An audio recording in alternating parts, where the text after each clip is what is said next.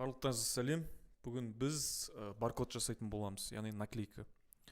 Ол үшін біз ең бірінші селлер Wildberries'ге кіреміз. Товары, карточки товаровқа кіреміз. Одан кейін бізге в barcode.ru осы сайтқа кіреміз. Бұл жерде негізі тіркелу керек, тіркелу оңай. Почтаңызды тересіз, регистрация жасап, сосын пароліңізді тересіз. Мен алдын ала тіркеліп қойғам, генератор штрих-кодов Wildberries. Одан кейін перейти в личный кабинет деп басамыз. Сосын бұл жерде тіркелгеннен кейін бізге 3 күнге, яғни подписка береді, яғни тегін подписка. Одан кейін 3 күннен кейін тарифті создыру керек. Яғни ол жерде Тинькофф, қателеспесем, сосын Киви төлемдерін қабылдайды. Бізде енді Қазақстанда Тинькофф жоқ, бірақ Кивимен төлесеңіздер болады. Одан кейін қайсына барамыз? Асты қарай түсеміз. Мына жерде асты қарай түсетін болсақ, штрих-код, артикул, цвет, размер, название товара, наименование продавца, количество деп тұр. Яғни осы жерге біз барлық штрих-кодты, артикулын жазып, толтырып жасайтын боламыз. Бірінші продукт cards, яғни бағанағы Wildberries'дің несіне кіреміз, ашып қойған.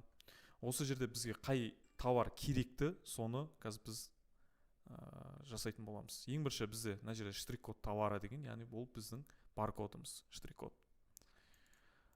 Копировать деп басамыз, ставить. Мына жерде артикул афган темно-серый, осыны саламыз. Цвет, яғни темно-серый. Бізде размер жоқ. Егерде сіздерде размер болатын болса, размер міндетті түрде жазасыздар. Мысалы, аяқ киімнің 45-ші размер, 42-ші размер, 43-ші размер деп былай жазамыз. Название товара, яғни бұл жерде бізде афганский казан. Так, наименование продавца, бұл жерде өзіміздің ипіміздің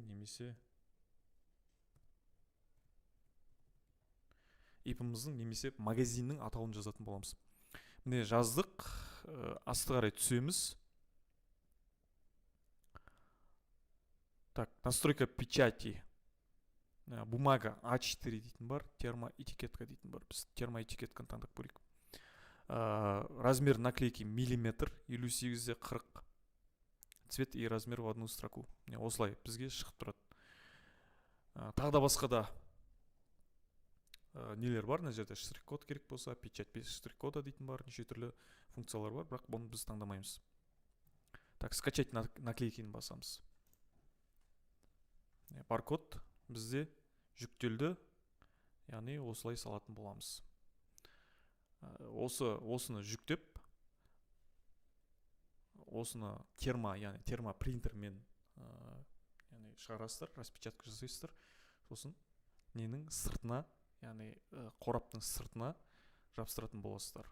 Осымен біздің баркод жасау сабағы аяқталды.